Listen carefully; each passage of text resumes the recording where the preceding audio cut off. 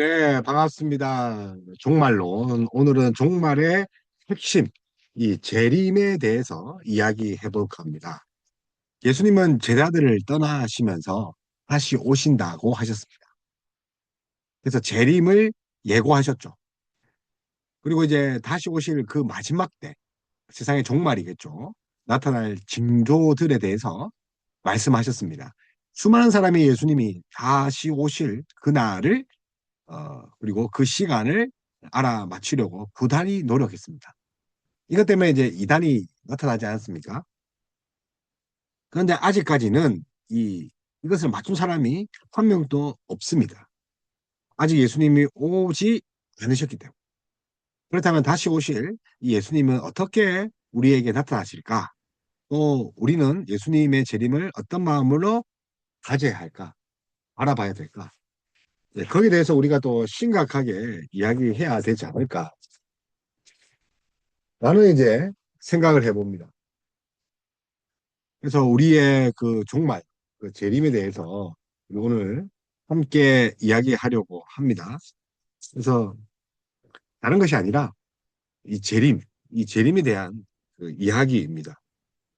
그래서 이제 예수님은 이 제자들을 떠나보면서 다시 오겠다 하셨는데 이 디모데후서 3장 1절에서 5절을 보면 너는 이것을 알라 말세에 고통하는 때가 있다. 자, 말세죠. 그러니까 디모데후서 1장에서 5절은 고통하는 때가 있다는 점. 그죠? 근데 여기에 핵심 동사가 뭐냐면 네가 돌아서랍니다. 그러니까 이 1절에서 5절이 한 문장이에요. 한 문장. 그러니까 5절에 걸쳐 가지고 긴 문장인데 핵심 동사가 딱 하나 있는데 돌아서라는 거죠. 자, 뭐에서 돌아서라고 하면 이게 자기 사랑이에요. 그러니까 나르시즘이죠. 그래서 자기 사랑하며 돈 사랑하며 자랑하며 교만하며 비방하며 부모하며 17가지 나옵니다. 전부 다 자기 사랑에서 출발하는 거죠. 근데 요즘에 목사들도 자기 사랑이 충만하잖아요.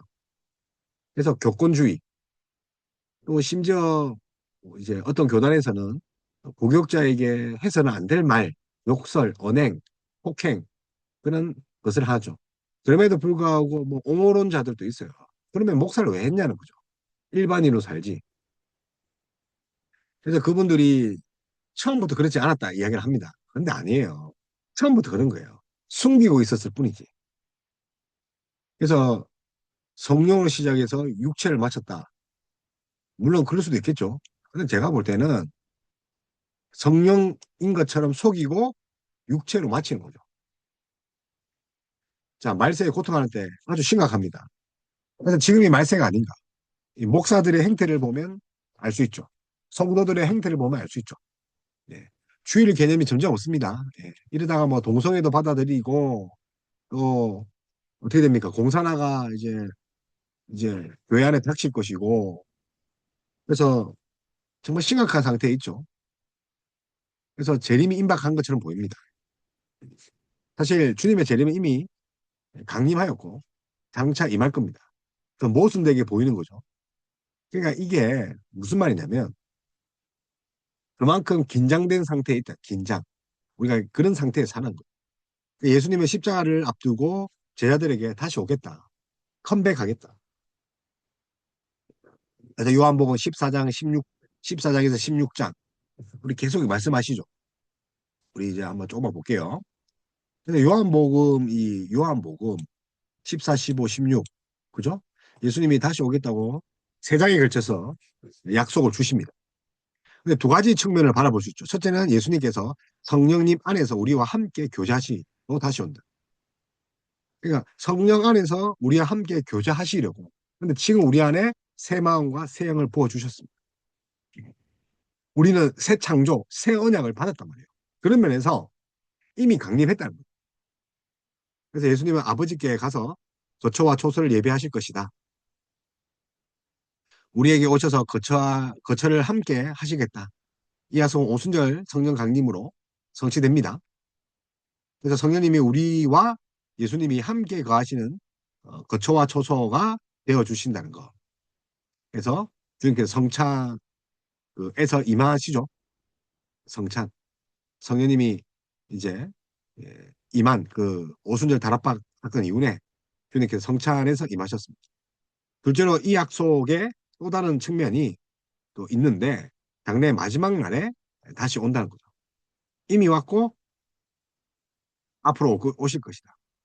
자, 부활하신 예수님이 이미 임하셨어요. 우리에게.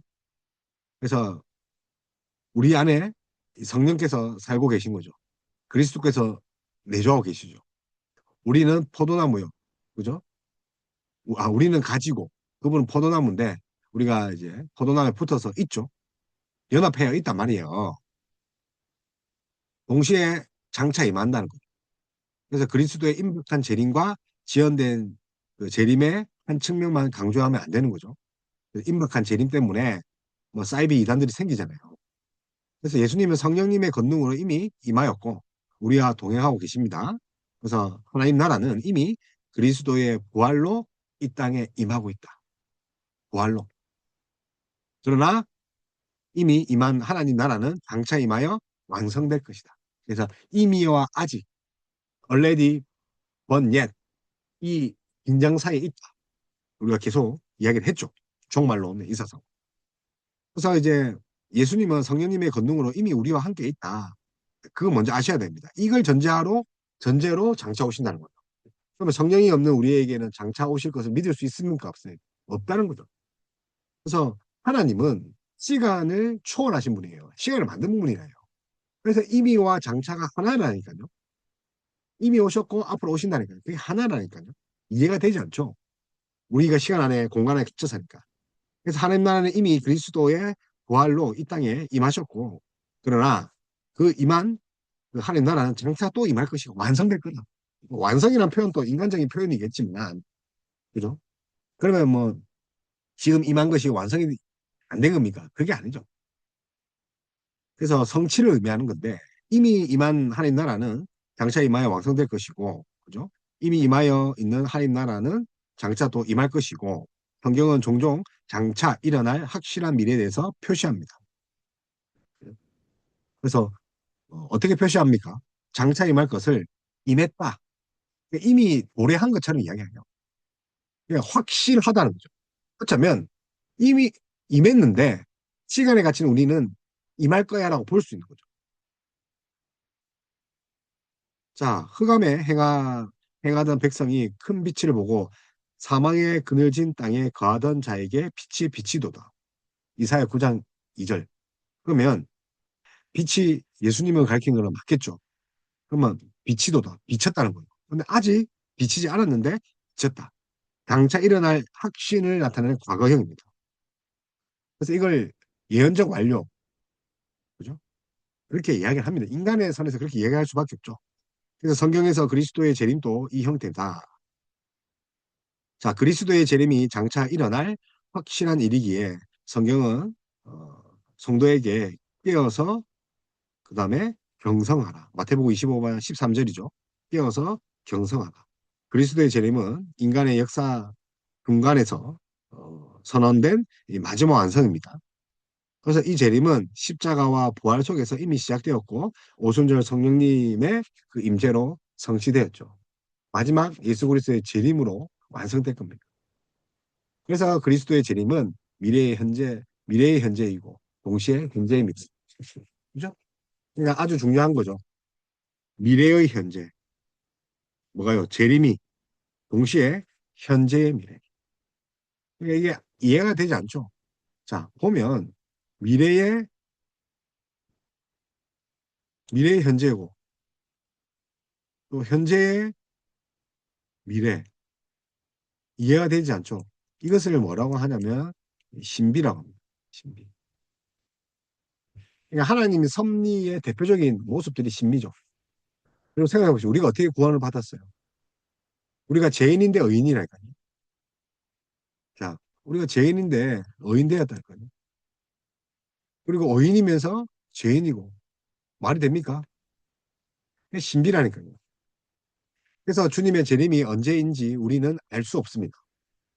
그래서 예수님은 자기의 다시 오심을 그날, 뭐 구약에는 여호와의 날, 수고 어둡고 두려운 날, 그래서 그날에 예수님이 영광 중에 최종적으로 다시 오시겠다 약속하시죠.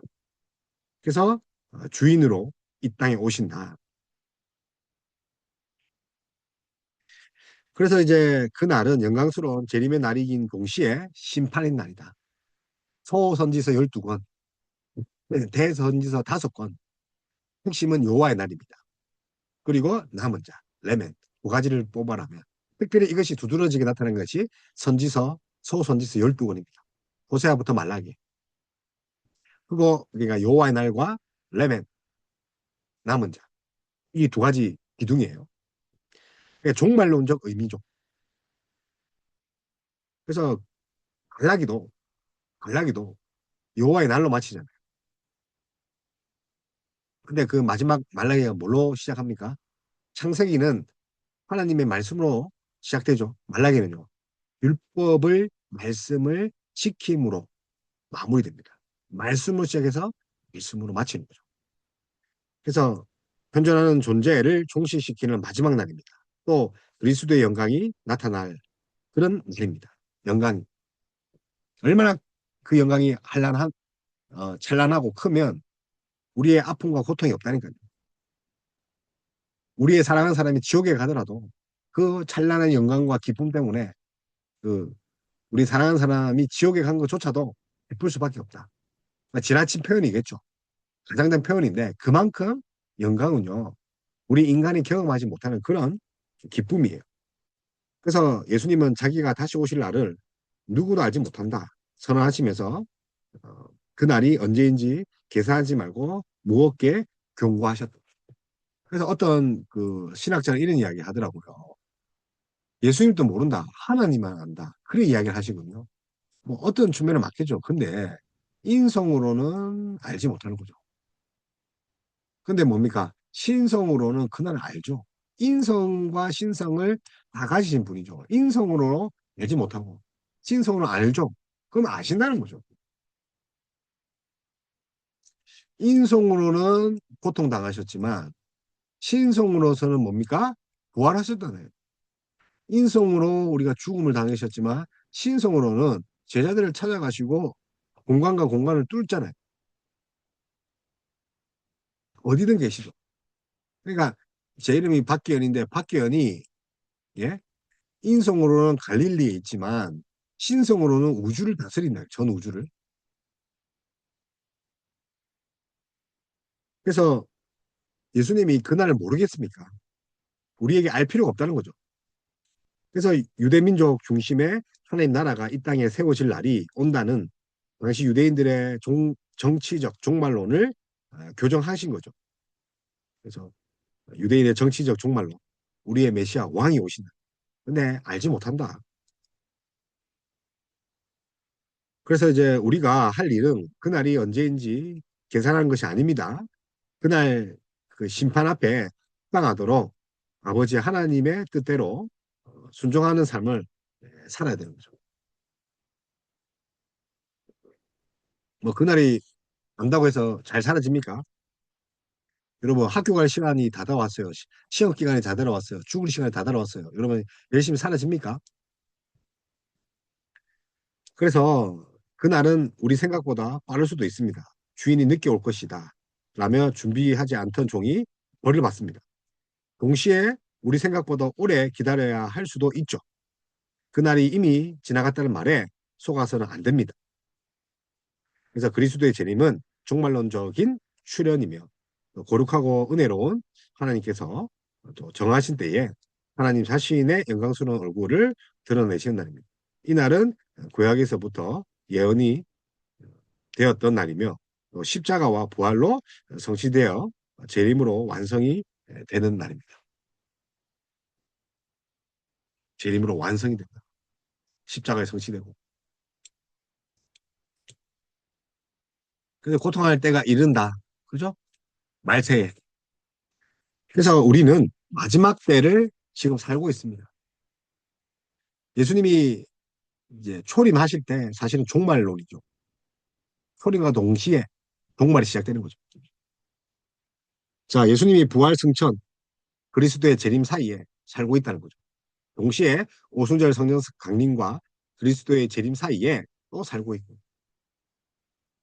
그러니까 이제 종말론 시대에 그 시대를 알리는 표징들이 있는데 하나님이 종말 시대에 알리는 표징들을 이렇게 가르쳐 주시는 이유가 다른 것이 아니라 그 재림의 때를 계산하라는 의도가 절대 아니죠. 아, 이래서 말세구나. 뭐, 그게 아니라 예수님도 표적을 말씀하시면서 그날과 시간의 계산을 철저히 배제하셨다는 거죠. 성도에게 재림이 있다는 것만 확실히 주신 거죠. 어찌 살아라? 잘 살아라. 그래서 교회 역사 속에서 여러 사람이 등장하여 재림의 연대를 계산하였지만 그것들 가운데 어, 하나라도 적중한 것이 없다는 거죠. 그러면 우리는 하나님이 종말의 시대를 알리는 표징을 주신 이유를 정확하게 알아요. 그래서 시대의 표징은 우리에게 두 가지 가르침을 줍니다. 먼저 하나님이 반드시 다시 오신다. 우리의 확실히 뭡니까? 자, 하나님은 반드시 오신다. 그죠? 예. 그래서 예수 그리스도의 재림이죠. 하나님, 예수 그리스도가 다시 오신다. 그리고 우리 관심을 다시 오실 주님에게 고정하여 깨어 경성하라.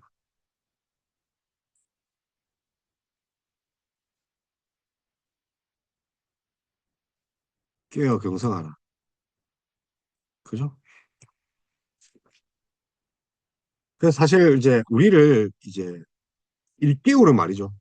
일깨우는 말. 그래서 우리가 다시 깨어 있어야 될 그런 이유가 있죠. 그죠? 깨어 경성하라. 그래서 참 두렵고 떨림으로 우리가 하나님 말씀에 순종하고 살아가야 된다. 그래서 마태복음 25장 13절입니다. 그래서 마태복음 25장 13절. 깨어 경성하라.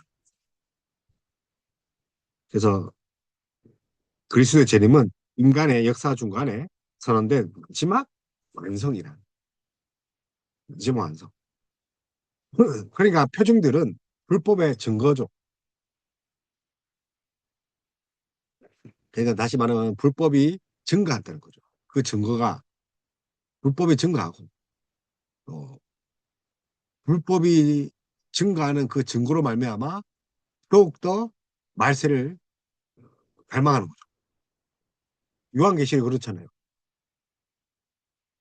고난당하고 보초당하고 죽임당한 그는 순교의 피를 흘린 성도들이 말세를 대망하잖아요. 잘 먹고 잘 살면 어떻게 됩니까? 예수님 좀 늦게 오면 좋겠잖아요. 종말 표징은 한마디로 불법의 증거다. 그리스도를 가장한 거짓 선지자들이 나타납니다.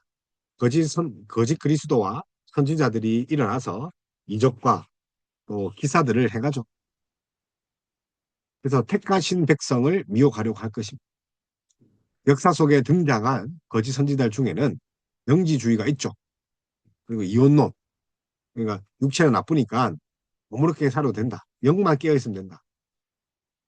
그래서 이들은 피조물이 근본적으로 하다. 그래서 물질을 무시하고 음식을 하죠. 금욕을 하죠. 그래서 교회의 일반적인 전통 위에 자신들만이 알고 있는 그런 비밀스러운 계시가 있다고 중요합니다. 영지주의. 그걸 알 때 우리가 자유로워진다. 그게 성경에서 말하지 않는 그 어떠한 비밀이 있다고요. 그래서 교회의 일반적인 전통 위에 이제 자기의 그런 예언들이 있다는 거예요. 거짓 예언이겠죠. 그래서 예수님은 이를 미리 이제 아시고 거짓 선지자들에게 형통되지 말라고 하시는 거죠. 말세에 고통하는 때가 있고, 그죠? 이어지는 시대의 표징은 또 난리와 난리의 소문, 기근과 뭐 지진, 뭐 자연재해죠. 또 택감받은 신자들을 향한 또 전무후무한 환란이 있겠고, 그러나 그날은 또 하나님께서 감하여 주실 것이고, 해와 달이 우주적인 또 조짐이 또 뒤따를 것이고, 뭐 달이 붉어진다 그런 표현이 요한계시록 있죠. 피를 흘리듯이 이런 징조들이 너무 극적인 사건들로 국한하여 생각하는 것은 바람직하나요? 그러니까 과학적으로 또 자연 뭐 기상학적으로 밝혀내서 지금 말세다. 지구 종말이다. 그래서 시대의 표징은 현재와 무관한 먼 미래의 일도 아닙니다. 이 모든 시대의 징조는 종말 시대인 오늘 역사 속에서도 계속하여 일어나는 사건입니다. 그래서 성도는 종말 시대의 표징 앞에서 늘 깨어서 작성하고 경성해야 됩니다. 그러니까 이제 거짓 선지자들이 잘못된 교훈에 빠지지 않도록 주의해야 되는 거죠. 동시에 예수님의 재림을 의심하거나 부인해서도 안 되고. 그러니까 경성한 시대의 표징을 바라보면서 우리는 마지막 완성을 더욱 갈망해야 됩니다. 고난 가운데 포기해서는 안 되죠. 그래서 제이시 라인, 그래서 존 가레스 라일은 이런 말을 했습니다. 존 가레스 라일. 사람들은 자신이 지옥에 떨어지고 있다 사실을 뼈저리게 느끼기 전까지는 절대 하늘을 향해 가는 순례자처럼 살지 않습니다. 사람들은 자신들이 지옥에 떨어질 수 있다는 사실을 뼈저리게 느끼기 전까지는 전도할 때 뭘 말해야 되죠? 죄인이라는 거. 지옥에 가야 된다. 그래야지 하늘을 향해 순례자처럼 살아가는 거죠. 그래서 이제 재림연대를 계산한 사람들이 있습니다. 몬타누스, 뭐 요야킴, 호프만, 마티아스, 그죠? 또 아메리카 이주자들, 또 윌리엄 밀러, 뭐 그다음에 뭐 재림파들, 그리고 재림론, 요와 증인, 뭐 할린 제이, 뭐 다미 선교회 유명했잖아요. 다미 선교회. 일본에 그죠? 재림연대를 개설하는 사람. 다 틀렸죠. 그래서 적그리스도는 그리스도의 자리에 앉아서 그리스도인 것처럼 해서 여러분들을 깹니다. 결국 이제 그리스도를 대적하는 건데 사탄 마귀죠. 근데 성경은 적그리스도와 거짓 그리스도를 조심하랍니다. 자, 적그리스도와 함께 뭡니까? 거짓 그리스도. 여기도 있다, 저기도 있다 하지 말라는 거죠. 적그리스도와 거짓 그리스도. 중요하죠. 조심해라. 네, 그래서 거짓 그리스도, 우리 마태복음에 있죠. 마태복음 24장 24, 마태복음 13, 22.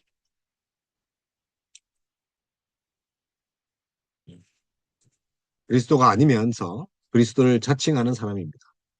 주 1302년부터 1305년까지 유대 독립전쟁을 이끌었던 시몬 바르코크바, 시몬 바르코크바처럼 그리스도라고 불린 사람이 적지 않죠. 지금도 있죠. 원파, 그리고 신천지, 재림예수라 하잖아요. 이만희가. 그래서 그들은 예수님의 그 메시아 사역을 흉내내고 성도를 꾀하는 거죠. 그리고 하나님을 모욕하죠. 그래서 적그리스도, 이 적그리스도 같은 경우는 어, 적극적으로 그리스도를 대적하는 또 자입니다. 그러니까 이제 예배 못 드리게 하는 거죠. 예수님이 재림하기 전에 또 이렇게 엄청나게 적그리스도가 강력하게 일을 할 겁니다. 순교자의 피가 찰 때까지 적극적으로 그리스도를 대적할 겁니다. 그래서 예수님이 재림하기 전에 그렇게 할 것이고 적그리스도가 행하는 불법의 죄, 그 불법의 사람에게서 절정에 이를 겁니다. 그는 단순히 법을 어기는 자가 아니라 법의 주인이신 하나님의 영광을 사로채는 겁니다.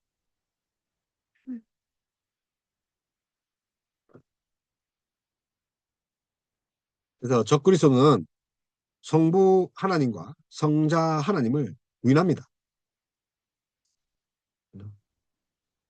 적그리스도는.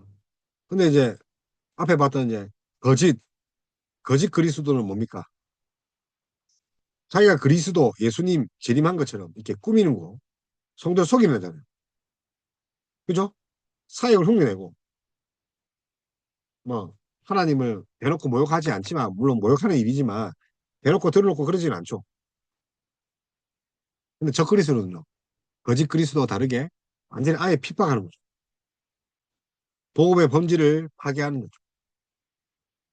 저 그리스도는 그리스도의 복음을 들은 자들 가운데 있을 것입니다. 그죠? 그러니까 이제 반대로 행하겠죠. 그래서 마지막 심판의 날에 자신의 정체를 드러냅니다. 밝혀지겠죠. 그런 사람에게 절대적인 능력과 권력을 받으며 대단한 파괴력을 가진 정치 권력자일 것입니다. 그는 사탄과 밀접한 관련을 맺으며 성도를 대항하고 싸울 싸움을 일으키는 자들, 교회의 분란을 일으키는 자들. 그래서 적그리스도 앞에 성도는 최후의 승리를 믿으며 인내하며 믿음을 지켜야 합니다. 인내하며. 그래서 성도는 적그리스도 앞에서 인내하면서 믿음의 굳건히 서야 됩니다. 하나님이 구원의 은혜를 주셨는데 믿음으로 계속 유지해야 돼요. 구원의 은혜를. 이게 행위가 아니라 하나님이 믿음을 달라고 하나님께서 믿음을 우리에게 주시려고 그렇게 궁휼하게 우리가 나아가야 된다. 궁휼을 달라고. 믿음으로 유지하는 거예요. 행위로 하는 것이 아니라. 근데 그 믿음도 하나님 주신 거잖아요. 적그리스도는 역사가 끝나는 마지막 때 등장한단 말이에요. 그럼 우리가 어떻게 해야 됩니까? 믿음으로 힘들지만 인내해야 되겠죠. 우리가 성경에서 살펴본 것처럼 이미 마지막 때가 도래했죠. 지금 적그리스도를 적그리스도들이 이제 활동하고 있죠. 그래서 적그리스도가 누구냐? 뭐 특정한 인물을 주목하기보다는 적그리스도용을 이미 세상에 임했다는 거죠. 적그리스도 영이. 그래서 그리스도의 육신을 입고 온 것을 부인하는 자. 예수 그리스도를 부인하는 자. 그러면 그 불교나 이슬람 그런 종교들 적그리스도죠. 예수님을 인정하지 않는 자는 적그리스도죠. 모든 종교와 사상, 불법 적그리스도죠. 적그리스도의 영이죠. 특별히 그가 성부와 성자를 부인하고 또 성육신을 부인하면 뭡니까? 성령에 속하지 않았다는 점에서 이 모든 고백들이 삼위일체 신앙이 얼마나 중요한지. 그래서 삼위일체가 어려운 교리잖아요. 그죠? 그래서 한 분이면서 세 위격, 세 인격을 가지고 있잖아요. 그게 어려운데 성부, 성자, 성령이 호모우시오시 동일 본질이에요. 근데 한 분이라니까요. 세 위격, 위격이라는 거는 세 분이 있을 때 위격이라 하는 거예요. 원래 한 분인데. 근데 이 삼위일체를 고백하지 않으면 뭐가 됩니까? 적 그리스도. 종말의 시대에 이 땅에 적 그리스도의 영으로 드러나는 악의 세력과 하나님 나라의 전쟁이 벌어집니다. 성도는 그 가운데서 인내하면서 자신의 믿음을 지켜야 되는 거죠. 그러나 두려워할 필요 없죠. 마지막 날에 그리스도께서 직접 적 그리스도의 영과 적 그리스도 그의 세력들을 모두 심판하시기 때문에. 그래서 시몬 바르 코크바 자기가 이제 예수님이라 하잖아요. 그래서 이제 로마 제국에 대항하여서 제3차 유대 로마 전쟁을 이끌었던 유대인의 지도자 한때 예루살렘을 점령하였으나 곧 로마군에서 진압되죠. 당시 랍비 키바 벤 요셉은 그를 진정한 메시아로 이제 부르기도 한 시몬 바르 코크바. 그래서 유대 독립 당시 이제 주저하는 그런 아, 돈이죠. 그러니까 이런 자들이 끝까지 이제 거짓 선지자, 그죠? 자신을 그리스도라고 또 부른 거죠. 자기가 그리스도. 예.